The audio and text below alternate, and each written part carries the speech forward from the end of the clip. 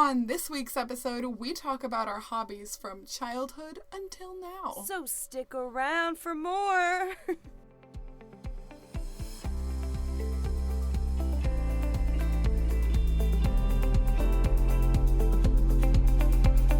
Hello, everyone, and welcome to Rare with Flair, the podcast where two 20-somethings with the same rare disease are living their best lives. I'm your host, Cassandra.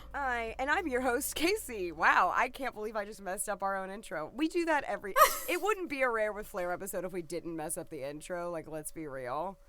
Yeah, no. But we hope you all had a great New Year, a great New Year's Eve and New Year's Day. I'm going to quickly address the elephant in the room that, like, if my voice sounds scratchy this whole episode, I don't have COVID. I have a bit of a cold.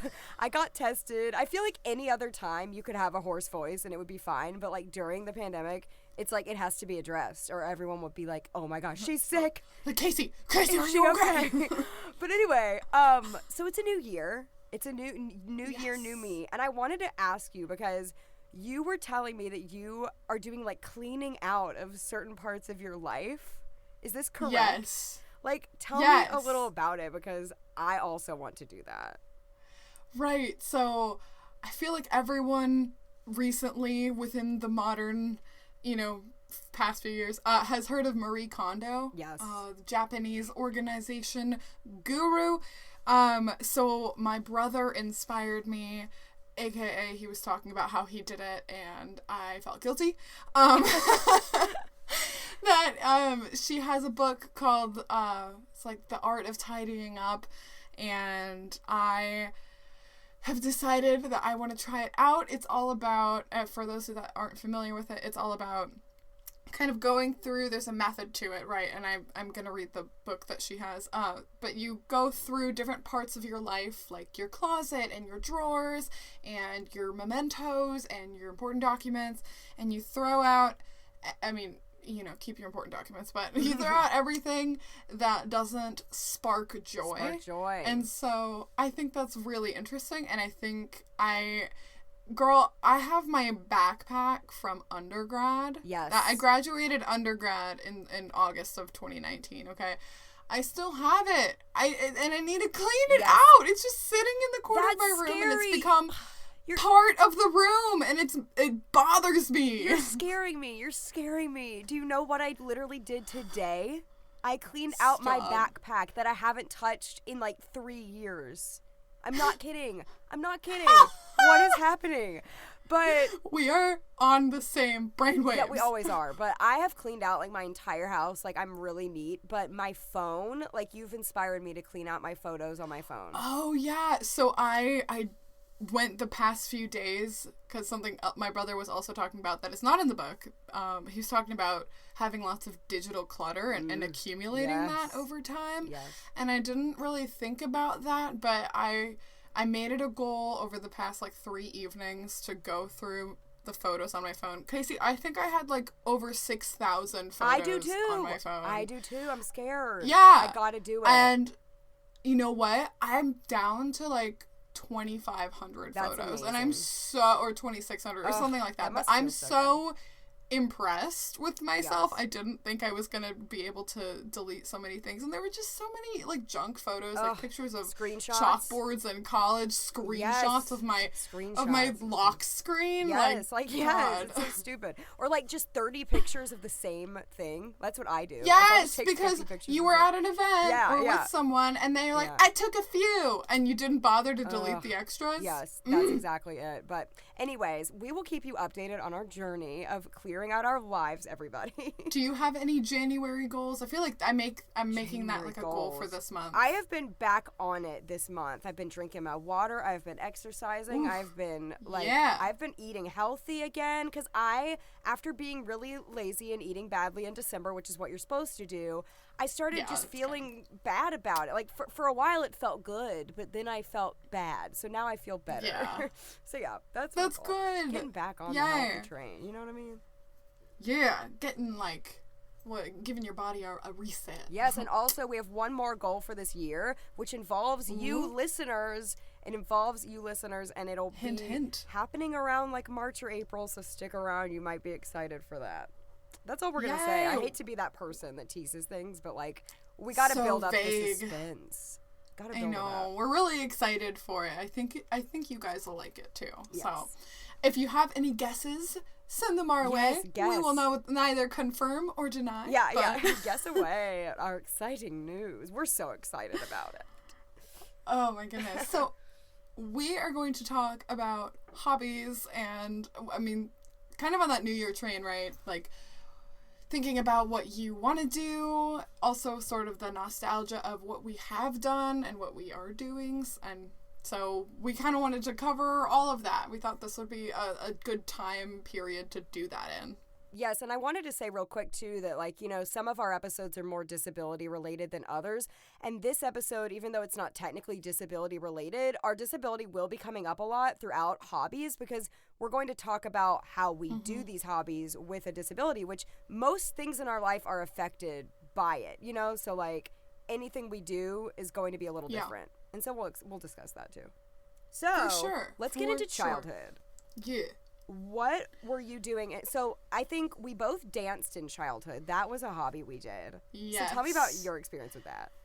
Okay, so I didn't do every type of dance, but I did several. So I did ballet for probably 6 years.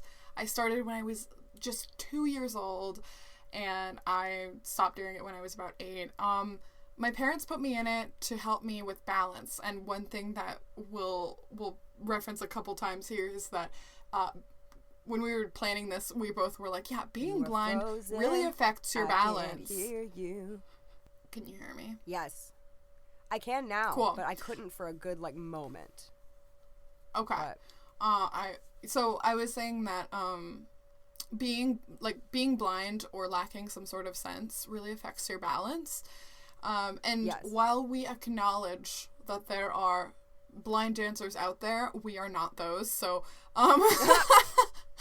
no. You know, I did ballet. I really liked it. I loved, like, leaping and jumping in the air.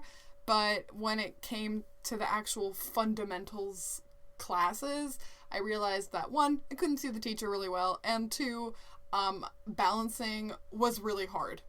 So I stopped doing it. But that was something I did. Other things I did tap dance, which, super random story, but one of my best friends was in a tap class that I was in, like, somewhere over 15 years ago, and we didn't know each other then, but then she came to my college, she joined my sorority, and she is my little, so, super, super crazy. That is adorable. What's up, Diana? Oh, it's Diana. I've heard of Diana. We bonded over, like, the costumes that we wore. It was, like, kind of like an alley cat theme. It was so funny. Okay, Cats. Okay, Cats, the musical. So funny, but yeah, and then I did hula dance as well. Oh my gosh. I love that. That's wonderful. I'm glad I did it, really. That sounds like my taste. It was fun. What did you do? I did ballet, tap, and jazz and gymnastics growing up. Even though gymnastics isn't technically dance, but I feel like it just kind of fits in that. And I was not good at any of them. I can't balance. I can't. And once again, we are not by any means saying that blind people can't dance. I actually have a friend that's blind that's a very good dancer. So it doesn't help, though. It doesn't help your situation. But I'm kind of jumping ahead a bit, but I don't think we're going to really talk about dance much again. So when I was in college, I majored in musical theater, and so it's like singing, acting, and dancing. Singing and acting, I feel very comfortable doing. Dancing, I absolutely do not. And I failed ballet 1. I took ballet 1. I went to every class. I tried my best, and I still failed. They were like, you need to take this again. You're not ready for ballet 2. It was the worst. I took so many dance classes in college. Tap, contemporary, like lyrical, like all musical theater dance, and I was bad at all of it. I'm only laughing because I absolutely would have failed ballet with you. The professor hated me. Like, literally. Like, that sounds so hard. She hated me. It was so hard. It was so bad. Never again, man. Oh my gosh. Wow. So, yeah, I guess we're not cut out to be dancers. No. But kudos to everyone who is. Yes, kudos. Another thing I did growing up was I played instruments. Did you play instruments, Case? I did. I played piano for a few years, and it was really funny because when you're blind, it's really hard to read sheet music, especially when you're sitting at a piano, because if you try to lean in, your arms are like underneath you, and that's not the way your arms are supposed to be. So I had this teacher who was like remarkable, and she would write all of the notes, she would put a number, I think, to the corresponding note. I don't remember how she did it, but she would write it out really big for me, like huge on the paper so I could see it. But I still was terrible at piano. Once again, another hobby I took up. That's really smart. It was really special that she did that. It was actually my teacher. It was my 4th grade teacher, and she taught piano after school. So it was really smart that she did that, but it still wasn't helpful for me because I think I just didn't have the passion to learn it. Like I didn't care enough to try. But what about you? Yeah, so I also did piano, and it's funny because I tried a few different things too. I did piano for probably 8 years, and I was still no good at piano.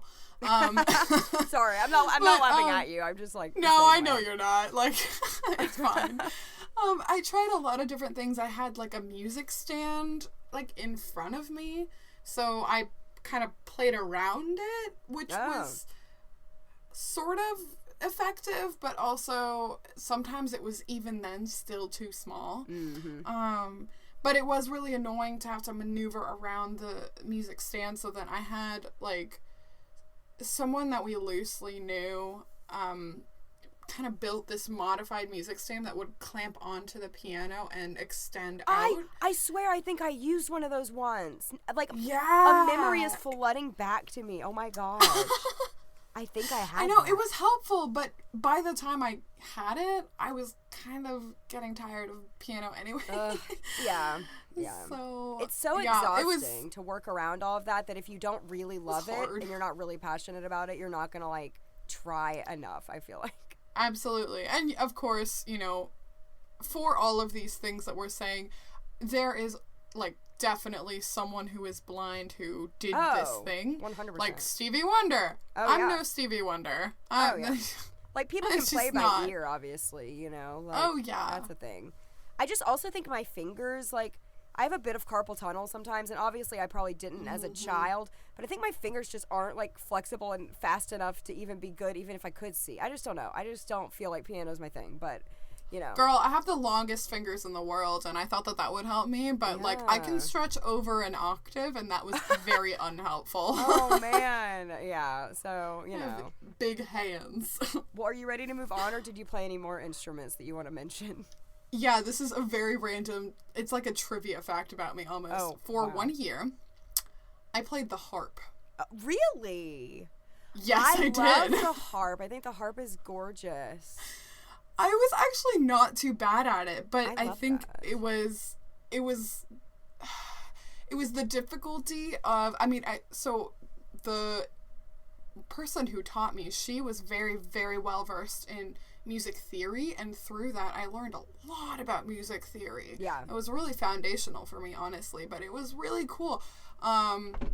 The sides of my fingers were pretty calloused. Yeah. But I think it was just the practicality of being able to, like, play a harp and own a harp because it's just so big. That's amazing. So I had a baby little harp that I had borrowed from someone.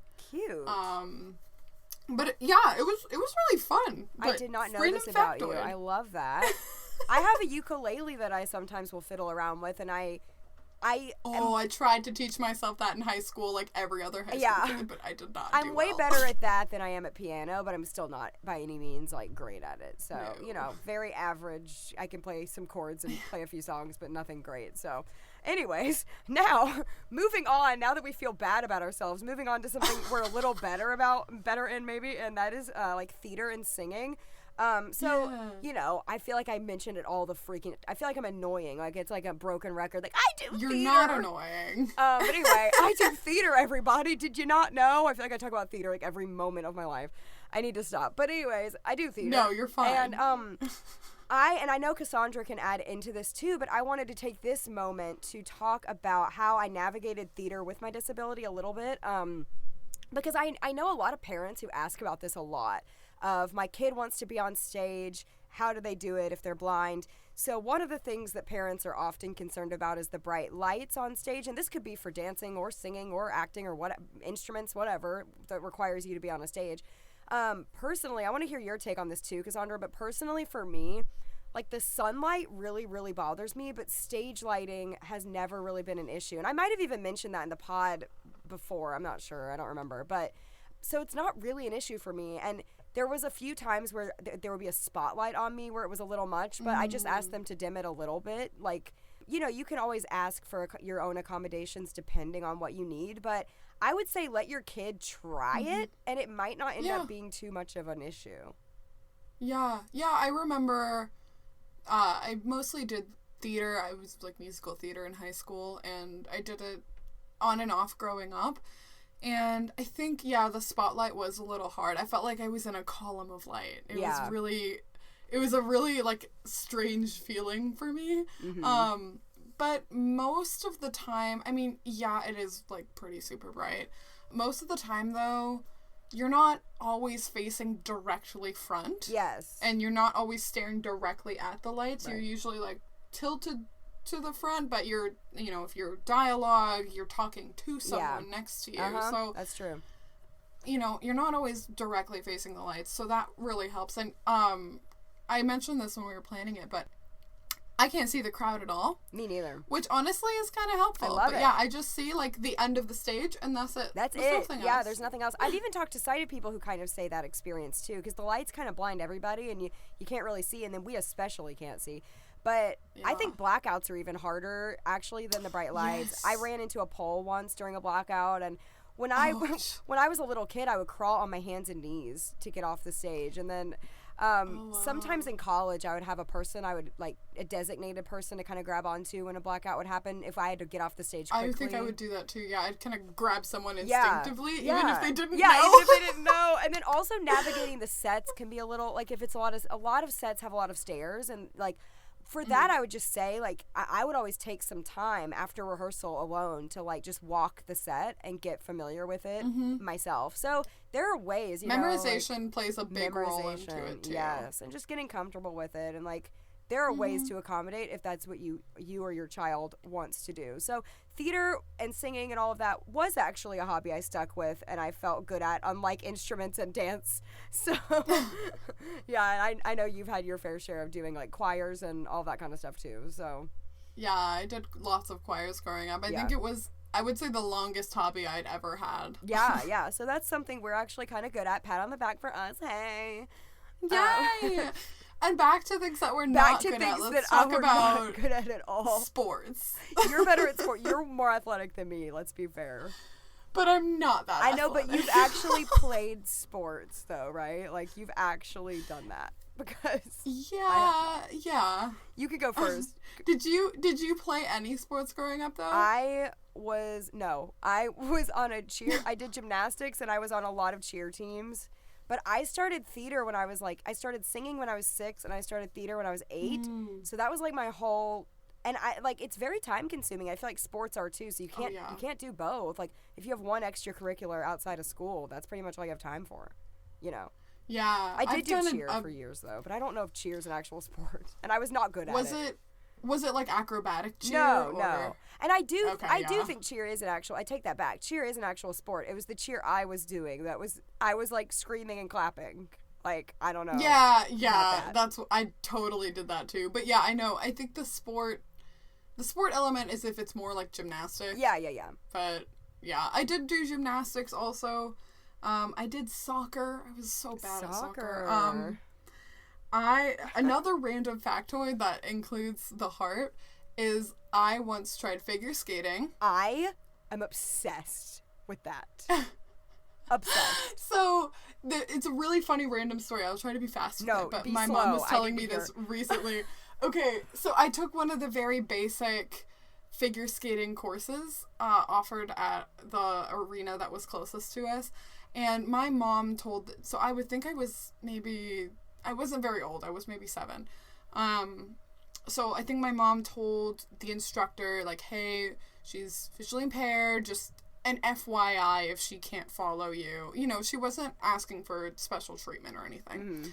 But I, like, starting out with the balance thing again, I was an absolute disaster. I kept falling all the time. Like, so funny. But toward the end of the class, it was so interesting. I ended up getting kind of used to the feeling of being on ice skates. And so the only thing I can still do from that is when I can go ice skating, I can wiggle my feet in and out. That's exciting. Which is fun. That's, like, the one thing I can do. But it was really funny because someone else that was watching the kids in the intro class sat behind my mom, and she didn't know I was blind. But she said, wow, like, she's improved a lot. Aww. And so I did improve a lot, which is exciting, but skating is really hard. I always wanted to be a figure skate. When the Olympics was on when I was little, I would always dream of that. And I think it's just because I wanted to be in front of an audience, which I think theater is a way safer bet for me than figure skating. But I did take a roller skating, like, class. And I enjoy roller skating, cool. But figure skating, when I try to go ice skating, I am literally that person hanging onto the wall for dear life and, like, crying and, like, miserable and, like, I hate every moment. So yeah, no. Yeah, I think the last time I went ice skating, which was a few years ago, I almost plowed into a child. I hate so I really shouldn't ice skate. I can't balance and I get scared and I hate it. I'm gonna break my leg and cry. So no, I don't do that anymore. It's so. But you hard. also did cross country. I did. So I'll talk really quick about that because I have mentioned it in a past episode. I think it's like episode 4 toward the end. I talk about how I did cross country, but I only did it because someone asked me to, and playing into my we talked about the Enneagram too, but playing into my Enneagram 7 wing, I was like, friends? Okay, yes, I'll totally do that. I didn't even know what cross country was. So I was not sporty at all. I think when I was 11, I complained about walking like 6 miles, and I complained literally every other moment. But I became a runner, and I wasn't that great. But I think what was helpful is it's really disorienting running through trees, especially when it's sunny outside, because the sunlight is flashing into your eyes. Yes. It's like a strobe effect. So I was allowed to wear like a baseball cap, which was extremely helpful. And I had long hair, so like it stayed on well. For when I started out, I actually ran with a sighted guide.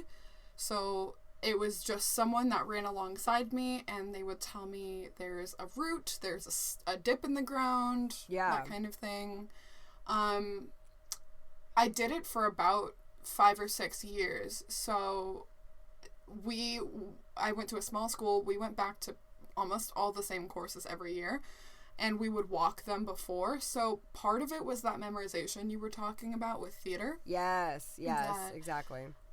I just remembered how the courses were, and part of it was also that the officials started to know that I was coming around. So they would do this normally, but they would spray paint the roots and the rocks that would stick out. Oh. But they did it like extra bright. Oh, wow. Which was really nice. And then, yeah, when I stopped running with a sighted guide, I was never first, okay? I'm not like that good, but there was always someone in front of me, and I would just kind of follow where I saw their shirt, and I would just like, make a lot of assumptions. All things considered, I didn't trip as much as I think that I could have. Mm-hmm. So really, it wasn't too bad. You just have to pick up your feet a lot just in case. Yeah. But, yeah, it was a lot of fun. I'm not a runner anymore, but the spray painting the rocks thing reminds me of glow tape in theater, because like they always use it. It's not just for blind people, but like when I'm in a show, sometimes the stage manager will put a lot of extra glow tape there for me, and like that's awesome. There are like when I was hearing you tell that about like following the person in the colored shirt or whatever, it's like amazing how we are able to adapt. Like we truly find so many ways to adapt, and some of it we don't even purposely try to do. Like we don't even think about. We just do it, and it's like I think people who can see well think we can see way better than we can because of all the ways we adapt, and it's pretty it's pretty amazing. But yeah, like but once again, like we've said 1,000 times, there are a lot of blind people and legally blind people that are great at sports. So it's not, I know people who play baseball and all kinds of sports, so it's not like you can't do it, it's just not for us. Yeah. Especially me. Yeah.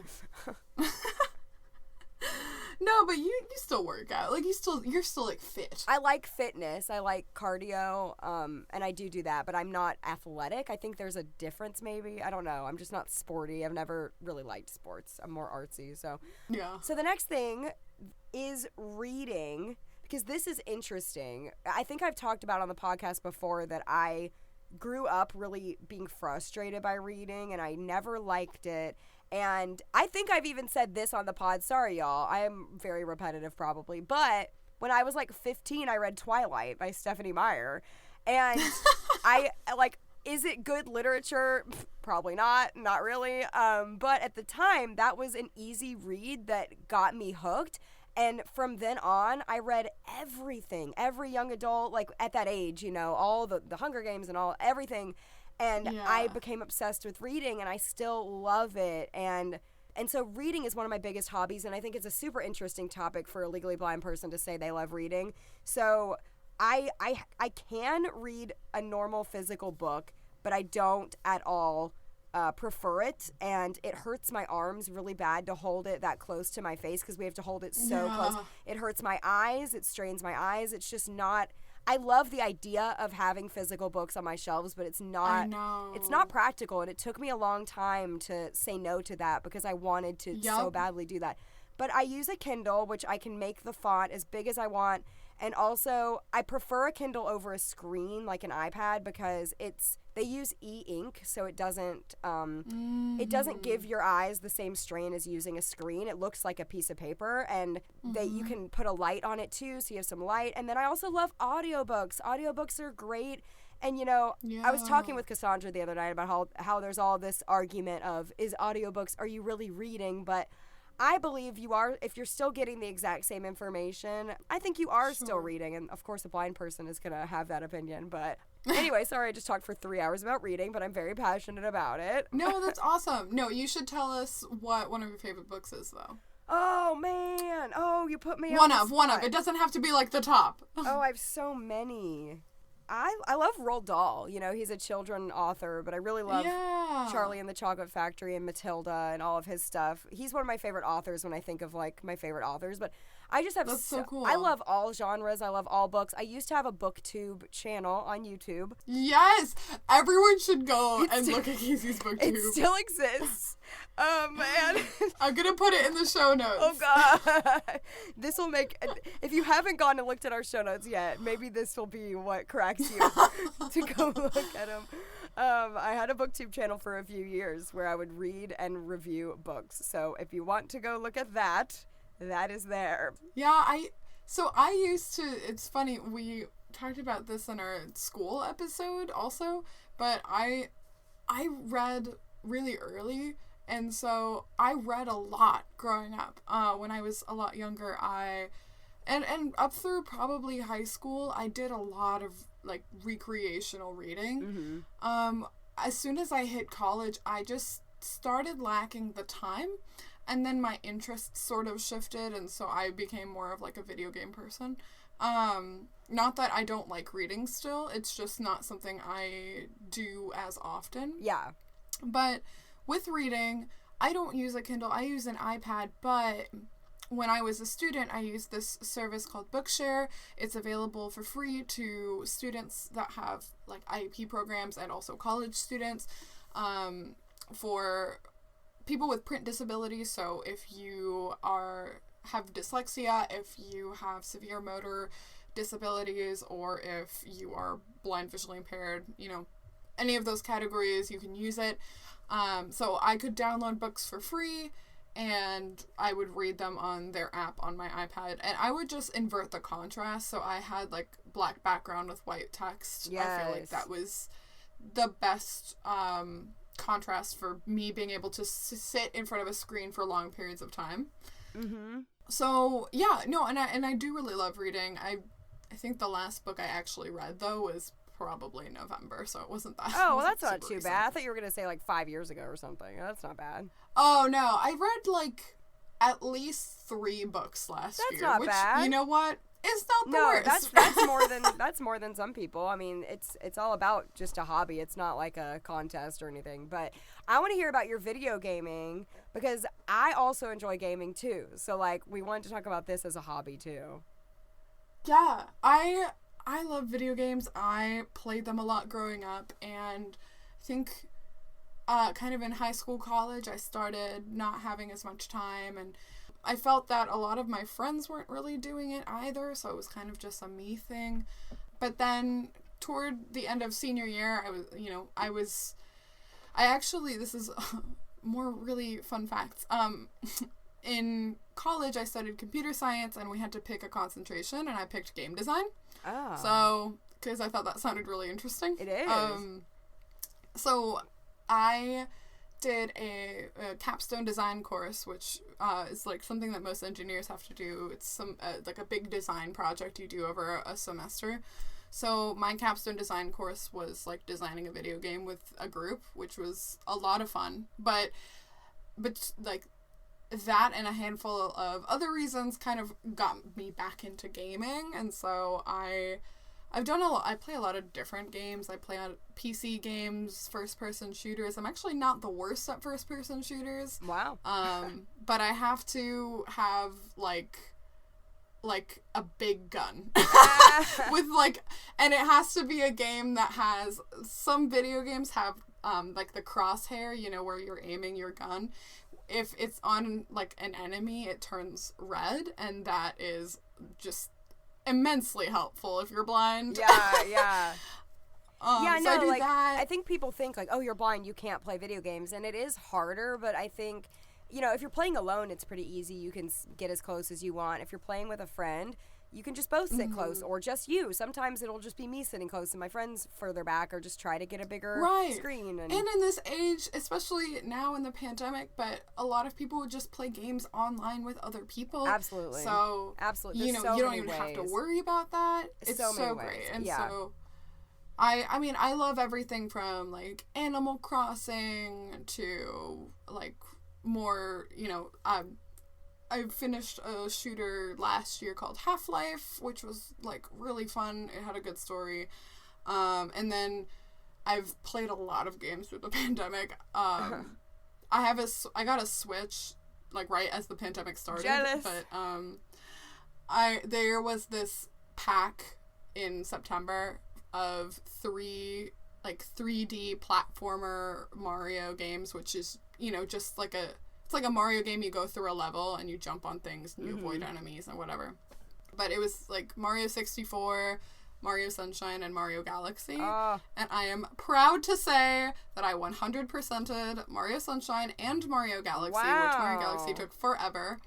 I got a good ways through Mario 64, but it is incredibly difficult. And now I've been playing Mario Odyssey, which is the new Mario platformer on the Switch. That's really impressive, because I feel like even though I love gaming, I'm not actually very good at it as far as like finishing a game like that. But I really loved the N64 growing up. I had all the Mario games, and I played it hours, and I played it constantly. And I don't game as much now. I would love the Switch one day, but I just haven't bit the bullet yet to buy it. But yeah, I enjoy gaming too. So yeah, just not quite as much in my adult life as I did when I was a kid, but I still do like it a lot. Yeah, it's a lot of fun. I think it's fun when you have friends that are into it too, so you guys can be like, oh, where'd you get to? Oh, yeah. Did you figure this out? Yeah, that's fun. Yes, for sure. But, okay, so we wanted to talk about what we're into now. Yeah. And what it is that we do as adults to pass the time. Yeah, those were some things we tried out as children. Now it's like, what do we do? And I already told you guys I was into reading, so that is one of my main adult hobbies. But what goes along with that is also writing, which you are good at, my friend.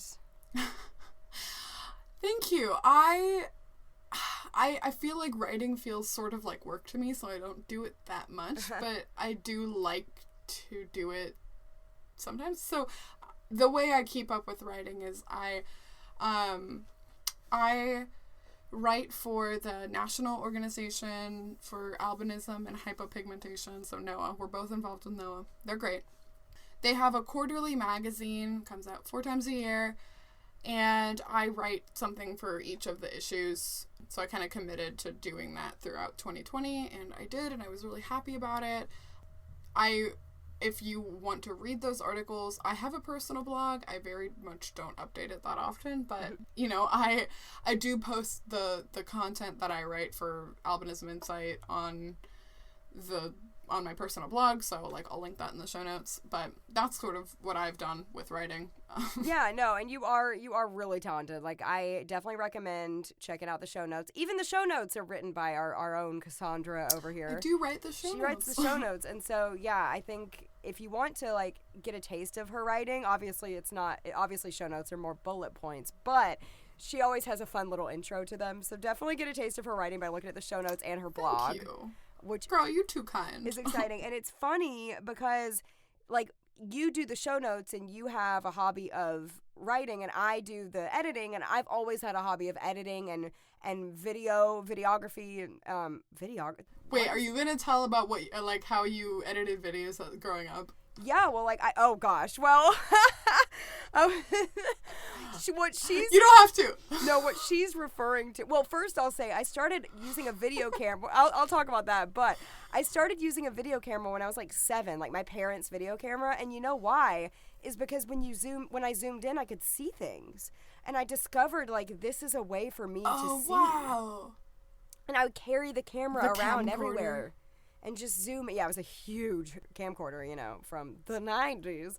But I would carry it around everywhere, and I could see things, and I really enjoyed it. And I would make stupid videos, cool. and then the acting part of me comes in, where I would force my friends to dress up and act with me when they would come over to my house. I have hours and hours of stupid videos we made. But what Cassandra is referring to is I also made fan videos. I would edit fan videos, like, in high school. I love this. I love this. I would make a lot of Buffy fan videos, like, a lot. Like, I wish I could find them, because I actually think they were pretty good, actually, to be honest. I would love to see them, and honestly, since you told me that, I think of it periodically, and it makes me happy. The fact that you made fan videos. I think I tried uploading them to YouTube, and it was like, copyright, because I had songs. No! Anyways, though, but that's a hobby of mine. I'm not great at it. I've never been formally trained in it, but it's fun. Oh, that's so cool. Yeah, wow. Let's see. Okay, so we know that, like, some people wouldn't think that watching TV is a hobby, but it totally is a hobby. But it totally is a hobby, and it's one of my favorite hobbies, actually. So don't knock it till you try TV. I love watching TV. What are your favorites? Well, I was going to ask real quick, are you more into TV or movies? I always used to be kind of a movie person, but I was really late to the Netflix boat. I only got it, like, in 2017, but everyone already had Netflix by that point. Yeah. But I did start watching a lot of series through that, and I have really enjoyed that. I like the movies. Continuity. Yeah, I like movies, but TV, you get to really grow with the characters for so long, and I love that. Yeah. Some of my faves, Buffy the Vampire Slayer, Shock. Yes. Pushing Daisies, Steven Universe, Avatar: The Last Airbender, Once Upon a Time, Unbreakable Kimmy Schmidt, Stranger Things. I have a billion. I mean, I love TV with my whole heart. So great. There's 1,000. The Twilight Zone. There's 1,000 things I'm probably forgetting. What about you? Ooh, I just yeah, spouted off 1,000 of them. No, you're good. I don't know if I can list that many, in a moment's notice. But, no, I have my list, ready in my mind. I'm like, all right, here we go. You were like, I was born for this moment. I was born for this. No, I also love Steven Universe. I love Jane the Virgin. Oh, my gosh. Which I'm watching right now for the first time, and it's very good. Like, I so good. I can't, like, put it in my list yet, because I'm only on, like, the 4th or 5th episode, but it's very good. It's so great. I love specific kinds of, like, homicide shows. I'm not, like, a true crime person or anything, but I love it when the premise is really interesting. So I really love Monk, and I love iZombie, because I just think that the premise is so cool, and I love the execution as well. But yeah. I don't know if I just watch, like, just a cop drama. Like, that's not really me. But yeah. But yeah, those are some of my favorites. And then, yeah, movies got, like, every other Disney film. Yes, does Disney. that count? Disney is seriously, most of them would be my top movies. Like, I love animation. I love musicals. Like, I'm gonna love Disney, obviously. So yeah. I agree. It's just so good, and Pixar has a way of manipulating your feelings every time you watch. I like Disney or like weird indie films. Is like my genres, I feel like. Weird indie films. Are you like a hipster, like Wes Anderson type movies? I don't know how many of his I've seen, but I am a hipster with the movies. We have a movie theater that only plays like indie stuff. And it's like me and my mom's favorite. We have one too. It's like our favorite theater. We're there, and I've never seen a movie there I don't like. That's the thing. I'm like, wow, I really do. That's so cool. Yeah, we have, if anyone is in Columbus, Ohio, and doesn't know about the Gateway, you guys should see it, because the Gateway is the indie theater in Columbus, and I would never want it to die ever. I love that. The end. Love it. So like on my list next, I have like video games and singing, but we've already talked about all that. Unless you have anything else to add. But I do. Well, what? Music. Yeah. What about music? Oh, music. Well, of course. We know we both love music, but especially you. That's a big hobby for you. Yeah, totally is a hobby. But we both collect vinyl. Yeah. How long have you been collecting? I've been collecting for like 8 years probably at this point. And I feel like at the beginning I was like really like, I would go to like thrift shops and just scavenge through the whole thing and like, find.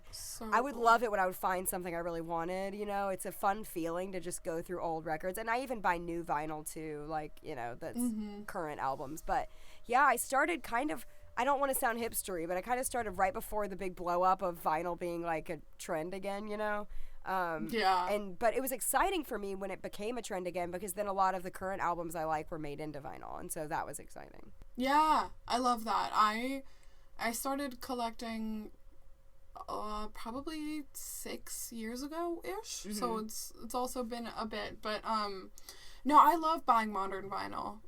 Because one, I feel like I can support the artist, and two, it's just so cool to have your music on physical media. And the cover art, like being able to just see it. I love the cover art. And I like how it sounds. My obsession is buying colored vinyl. Yeah. It's nice. So if I can find an album in a color, I absolutely am going to buy that. I love that. I have a few. Yeah.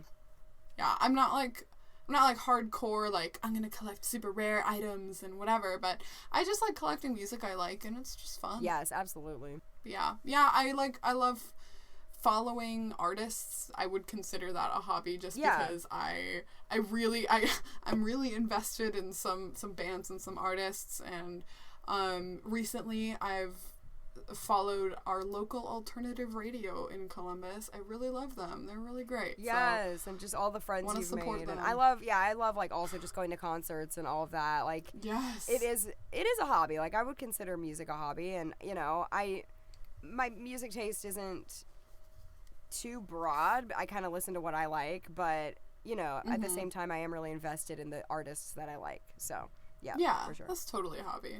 And also, another hobby that you are a little more into than me, actually a lot more into than me, is cooking. I love cooking. And you're good at it, too. I think I am. I mean, I like what I make.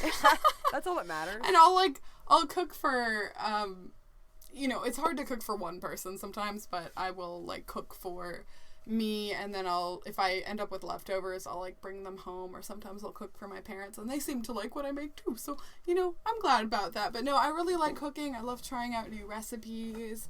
I love like trying out different cuisine, so that's really fun for me. And I said this in our last episode, but I started getting into, like, I wouldn't say bartending, but like mixing drinks, and in just like in more of like a classic, more professional way, and not just like, let's like pour some things together like a college student.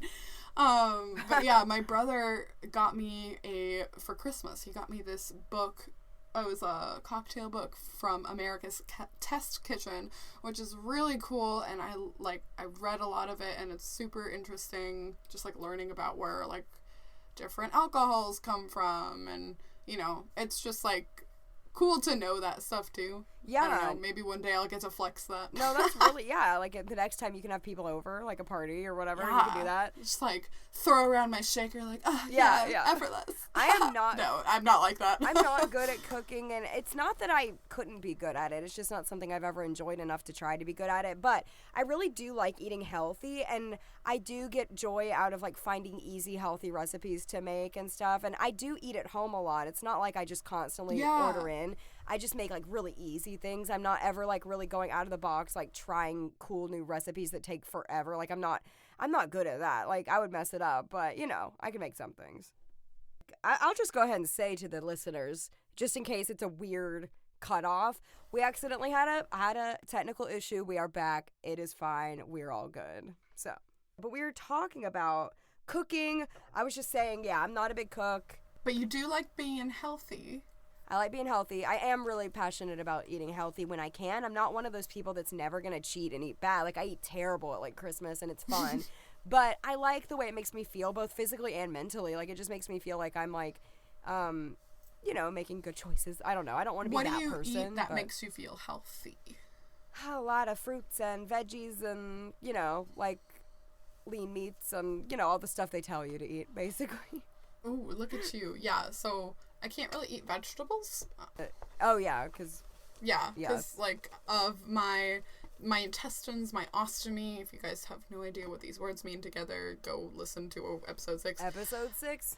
But We're always referencing episode 6. Honestly, I'm really glad we made it for that reason and other reasons, but... Yep, go listen to that. But yeah, 6. But...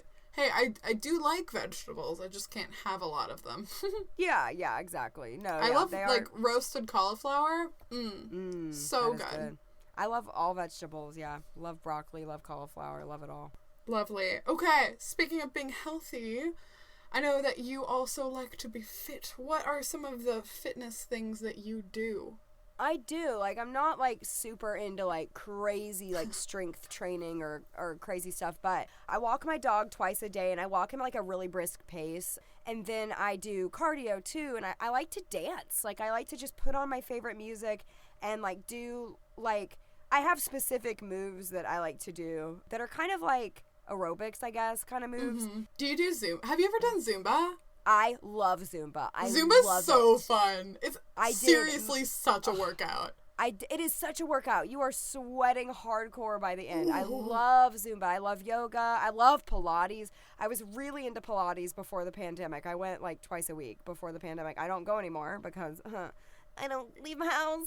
But yeah, so I do. But I'm not like a gym rat. Like I'm not super. Hashtag like, fit girl. Hashtag fit goals. Hashtag Fitstagram.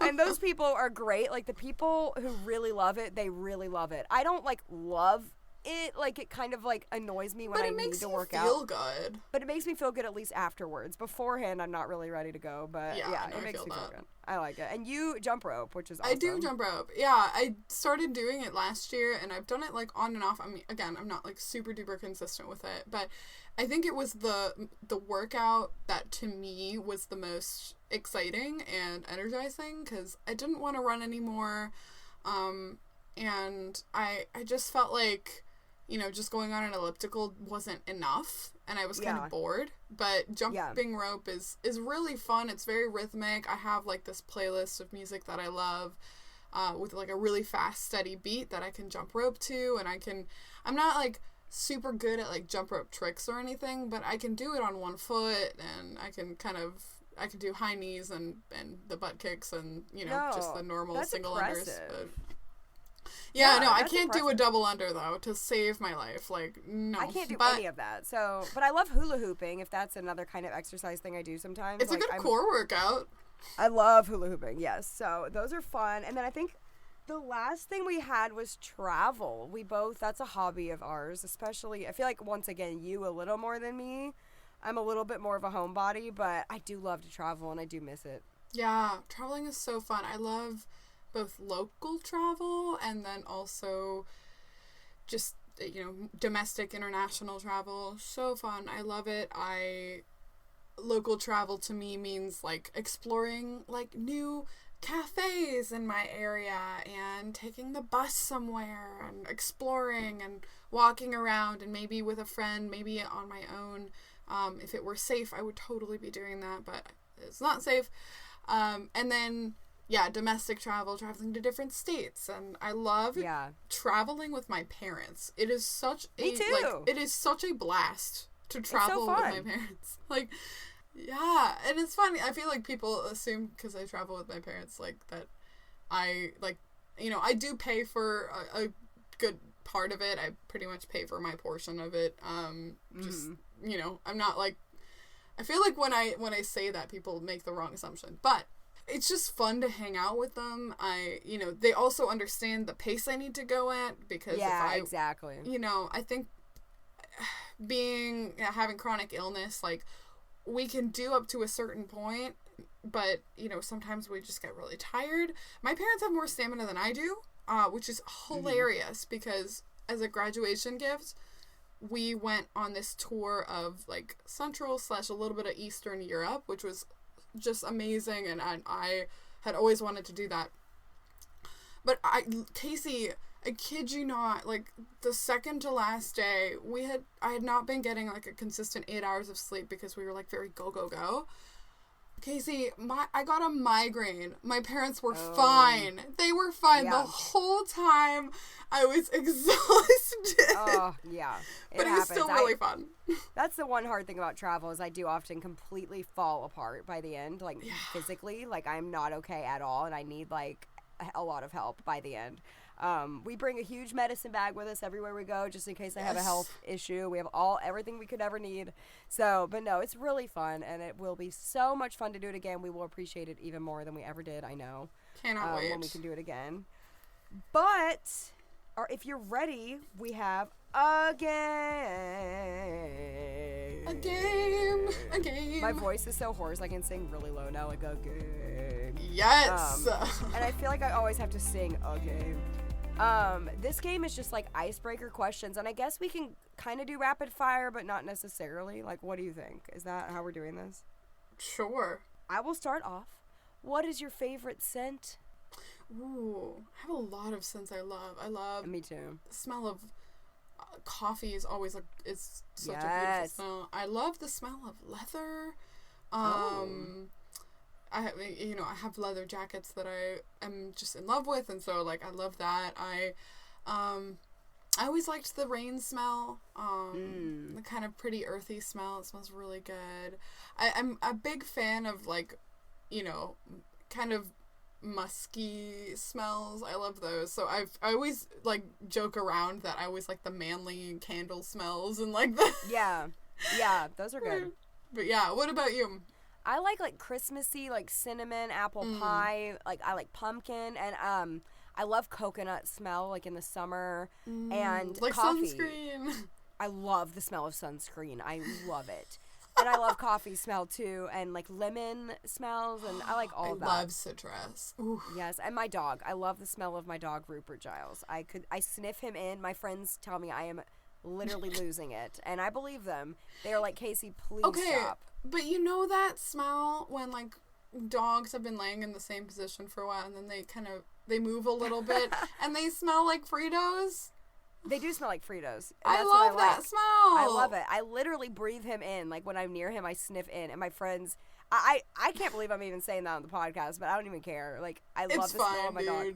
I love his smell. And I'm not going to do the dog voice because we don't have 100 reviews on Apple Podcasts. But so y'all should get on that, because I'm really having to hold it down. I know, I'm really having to hold back right now. Anyway. Okay. Okay, this one's really interesting. What was the color of your childhood bedroom? Oh, you want to know? This is a fun fact of Casey. Are you ready for this? You're not ready. I'm not ready, but go ahead. From the age of, well, my nursery was different when I was a baby, but from the age of, like, 4 till now, I have always had the same color bedroom. I have never changed it. Wow. Even when I lived in the dorm room and couldn't do the walls, I did my bedspread this color. So I have always had a pink bedroom. Oh, always. Cute. That's so feminine. That's so cute. It's always been pink. And I actually thought of changing it this year, and to yellow, and I'm a little like a baby yellow, you know, like a pastel yellow. I love yellow. I'm a little scared because like it's always been pink. What about you? Ooh, so I had like pinkish walls also growing up, but when I was 13, I painted my room lime green and teal. I love it. My sister's room was teal growing up. Yeah. It has since been repainted in my parents' house, and it's just like a beige color. But yeah, my room right now, my apartment walls are gray, which I really honestly appreciate because I can do whatever. But my favorite color is yellow, so I have like a lot of yellow and gray in my bedroom. That's exciting. I love it. My next one is about childhood also, actually. Who was like your childhood like actor crush? If you had like posters on the wall, like do you have anyone specific? Okay. I was never a poster on the wall kid, and I wasn't ever into like that's so funny. I was never super into celebrities or anything, but whenever the question of who was your favorite Jonas came up, it was always Joe. And oh, mine's Nick. No! Yes, Nick is cutest. He has curly hair. No! Joe had that, like, edgy Nick. Look. Poor I love Kevin. it. Poor Kevin. Poor Kevin. Kevin Nobody's has a choosing lovely Kevin. wife. Yes, nobody's choosing him, and it's fine. I loved, like, Selena. I love Selena Gomez. She was, like, my childhood fave. I loved her. And didn't she date one of them? She dated... Yeah. Did she not? Yeah. Well, no, she dated Justin Bieber, Wait. too. Yeah, but did she date a Jonas brother too, or am I completely I don't even off? remember.